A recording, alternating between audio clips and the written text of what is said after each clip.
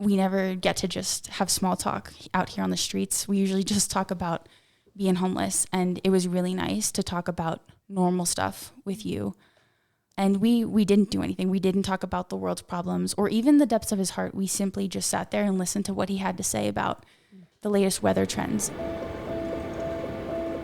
People of Christ in the City, people of everywhere around the world, this is David Christopher Pacheco. Hi, my name is Kimmy. My name is Arthur Ortiz. Been in Denver since 1973. Okay, so let's just talk in circles for a little bit. Just talk in circles, just shoot the breeze a little. Yeah. Now they see beyond what I look like. They see what my actions are and say, hey, that is a good person. A lot of people say home is where the heart is, but my heart's in many places. It's just I don't know where home is. Welcome back to Homeless But Human, part 1 of our 3-part series on the power of being present. I'm Blake, here with my co-host. Hey guys, it's Shayla.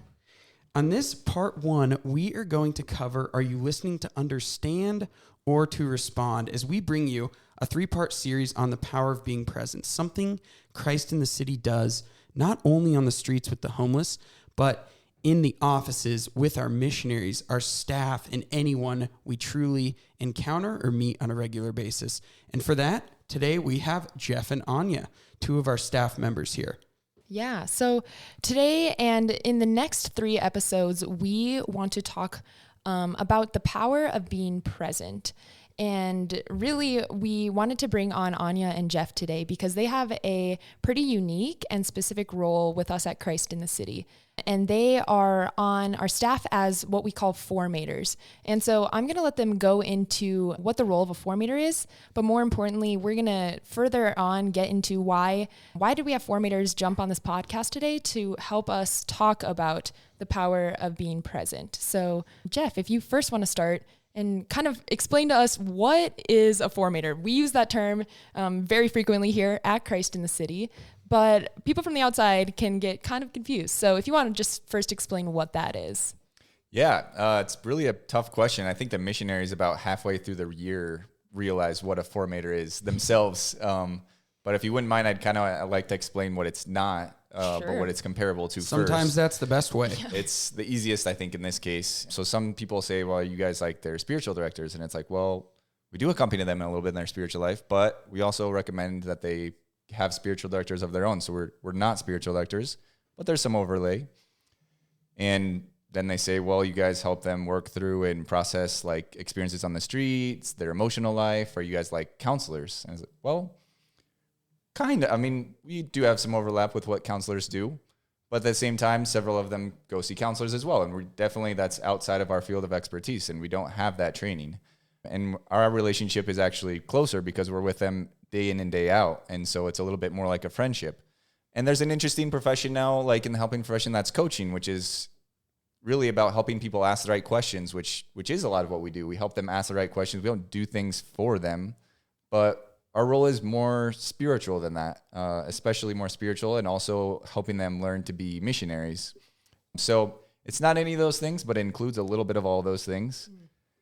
So if I were to try to say positively what it is about, I would say 2 things. One, I would say, imagine if you had somebody for a year of your life that just spent all day, every day, thinking about how to help you become a better person and praying for you to become a better person.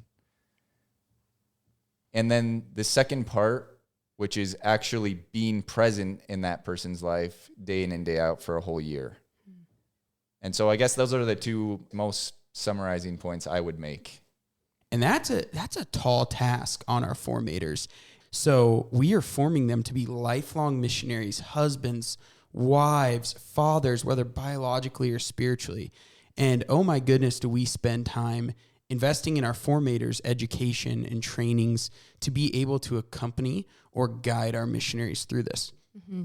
Yeah, and Anya, I actually think that you offer a really unique perspective to this role as formator because you were a missionary yourself for 2 years, and you had a formator yourself for 2 years. So I'm curious to hear, like, what made you want to go from someone who was, being formed by a formator, someone who had someone, walking with them every single day, to wanting to be one of those people, wanting to be the formator? Yeah. I mean, it definitely was a desire that developed over time. So when I came to Christ in the City as a missionary, I had no idea what a formator even was. Sure.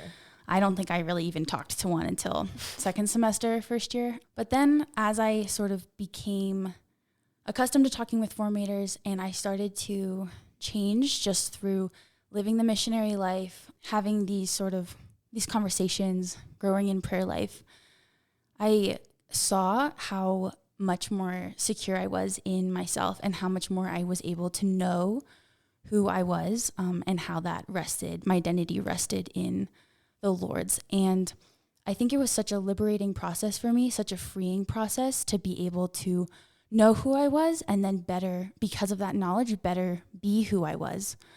I deeply desired that other people could experience that. And so I think that is fundamentally where the desire to be a formator developed. I knew what had happened to me was just what I wanted to happen to everyone. I think it was just kind of this idea of becoming more fully human, more fully yourself, more fully who you were created. This process of almost like self-realization in a way.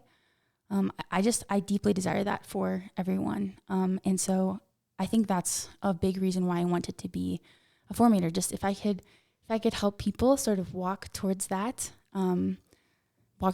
end of just being who they are, becoming who they are, that would be the goal. And this process too of this experience of being delighted in as a missionary by the formators, I think was so deeply healing for me. And that's what we want our missionaries to do on the streets as well. We want them to delight in the homeless. And I think if someone can sit with you in that and just sit with you because you are a delight to them, it communicates so much more, I think, than even saying anything to them. This process of demonstrating like you are worthy of just being walked with and sat with. And we want our missionaries to do that with our friends on the street, with the homeless. And I think in a lot of ways, the formators are able to show them how to do that by simply delighting in the missionaries first. I think we all want that, right? We all want someone to listen to us, but we also all want to be that presence to someone else, which is why we are so thrilled to bring this 3-part series on the power of being present. Mm-hmm. And in this first episode, we will be talking about listening, right? The power of being present and how to listen, how to be a better listener. And I think so far it would make sense why we've brought Anya and Jeff onto this. But Anya and Jeff, maybe just dive us deeper into this. Like, why, how are you such good listeners, right? Where are you getting this? Like, what can you teach us?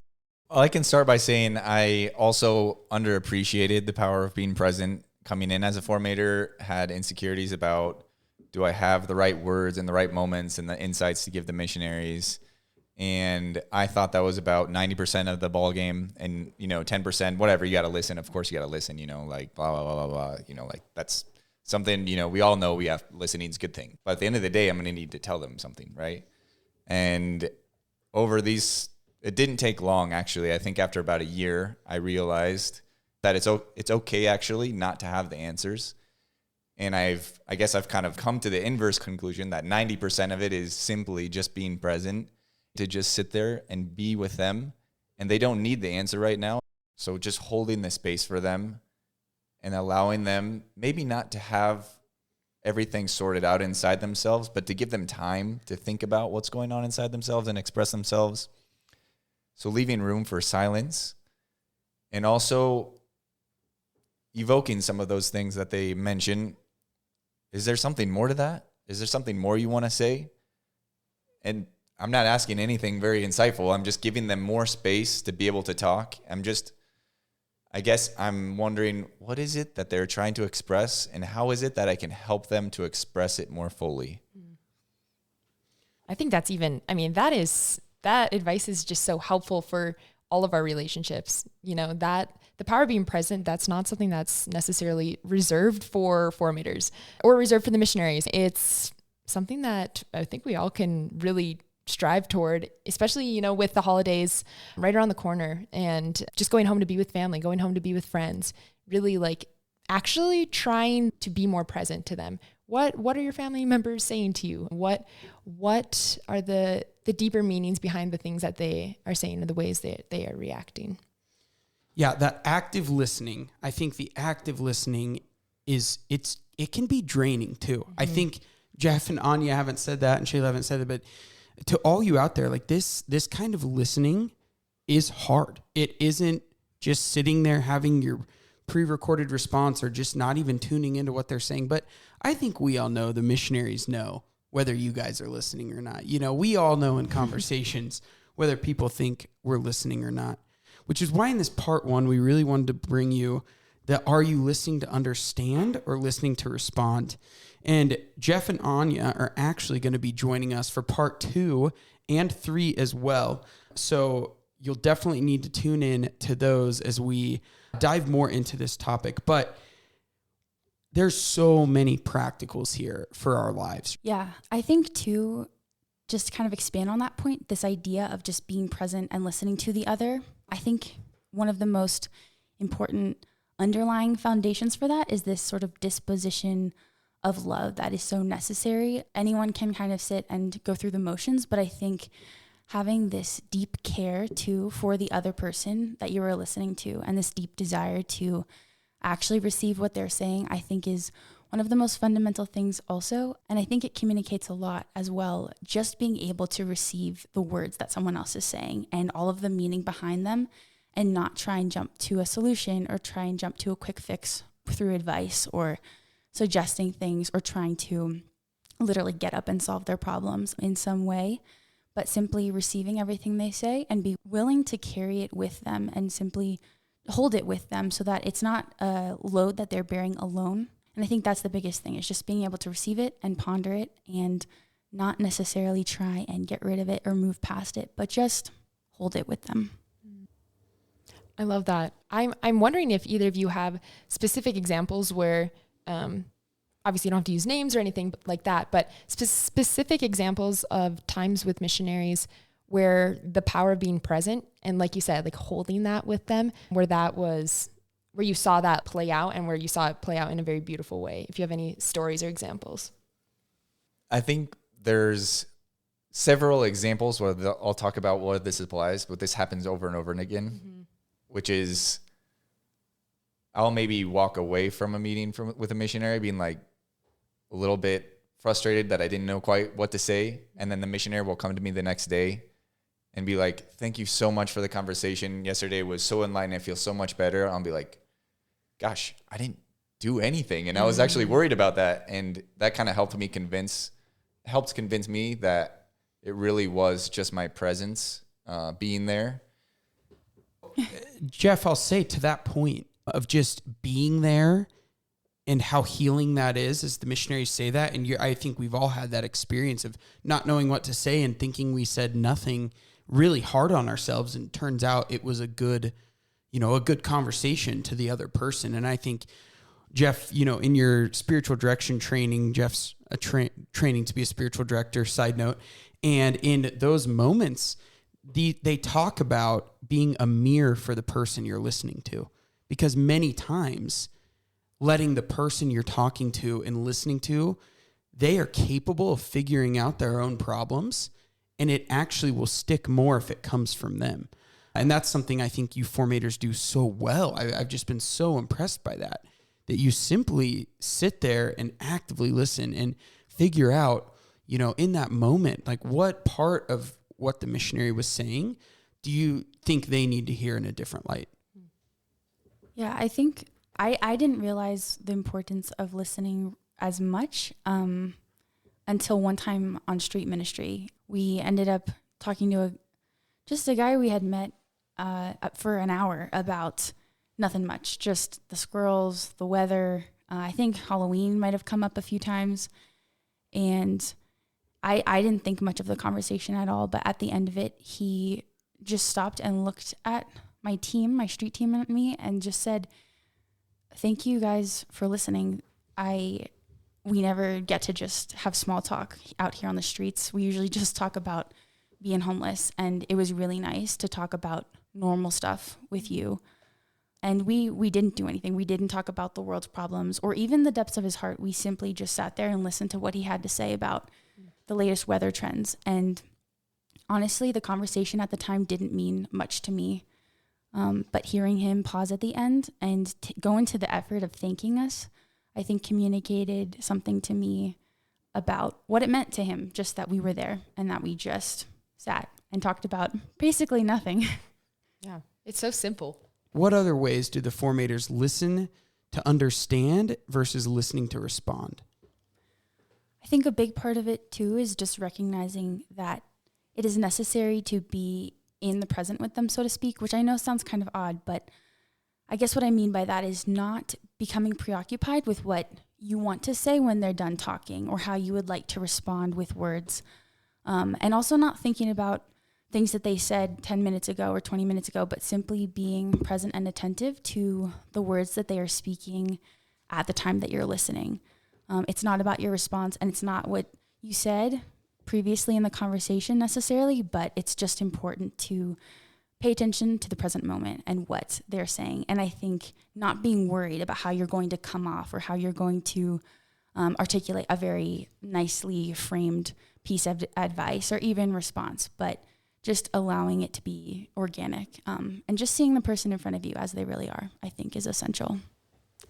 Right. What our formators do with the missionaries is not only what we all hope others to do for us, but how do we do this to our friends, to our family, like Shayla said, as well as the poor, the homeless, maybe a nursing home resident, the true lonely and poor around us. So, Anya and Jeff, is there maybe one or two tips you'd like to give to the listeners, to our friends and family, our Christ in the City community, on listening to understand versus listening to respond? Yeah, I think probably the biggest one, and sometimes one of the most difficult ones, is just not focusing on what your response will be, and almost just not even worrying about that.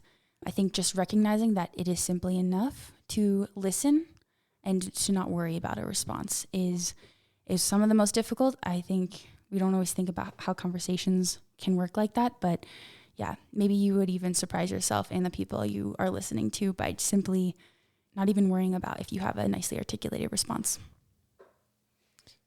Yeah, and I think I would echo that. I guess what I would add is something that Anya was mentioning previously, which is find ways to delight in what this person is sharing while you're listening to them. They are created in the image and likeness of God, and there might be layers and layers, but you will find things to delight in about this person if you stick around. And if you can be that presence for somebody, that affirming presence of delighting in them, you can have a powerful impact on their life, even if you're not in a professional position, right? What's most healing is just a good relationship, and anybody can offer that. My goodness, delight in the person you're speaking to. And like Anya said, just not even worrying about what your response is going to be. That is something all of us can do no matter where we're at. I mean, and it ultimately just goes back to why even worry about being present with another person? And really I think it's so beautiful. You guys said it so well, but it's really seeing Jesus in that person in front of you and wanting to be Jesus for them as well. It's this relationship, it's this back and forth, and wanting to bring each other a little bit closer to heaven. I think a great way to end would be reminding us all of Mother Teresa and John Paul II. When you hear the stories about them, so many people reported that when they talked to them, it was as if they were the only person in the world, right? And that is just that gaze, that look. And we are so excited. It's a little teaser into the next episode, but yeah, please join us for this next episode where we talk about truly the power of being present. And thank you for joining us on this part 1. Are you listening to understand or to respond? Jeff and Anya, we'll see you on the next episode. Thanks, guys. See you in a couple weeks. Mother Teresa, one of our patrons, would say, if I look at the masses, I will not act. If I look at the one, I will. Because of these one-on-one encounters, because of people like you stepping out of your comfort zone, this mission is spreading. This mission is making its way into parishes, schools, seminaries, and communities nationwide. We have families making care kits for the homeless. college students coming on week-long mission trips and then going back on fire to serve the poor in their cities, seminarians and small groups across the country doing Christ in the City style street ministry. This mission is becoming a national and worldwide endeavor, and we're so happy you're here. For even more in-depth Christ in the City training, exclusive videos, and interviews with the homeless, we invite you to join our known and loved monthly giving community. This is one of the most impactful ways you can join us in this mission. Visit christinthecity.org and make a monthly gift today to join our known and loved community and receive a special Christ in the City gift. Imagine with me for a moment if every homeless person had one friend who cared about them. What a difference that would make in the world. And what if that one friend is you? You can listen to this podcast on iTunes, Spotify, podcast platforms. And do us a favor and go hit subscribe and leave us a review. Again, check us out more at christinthecity.org. God bless you.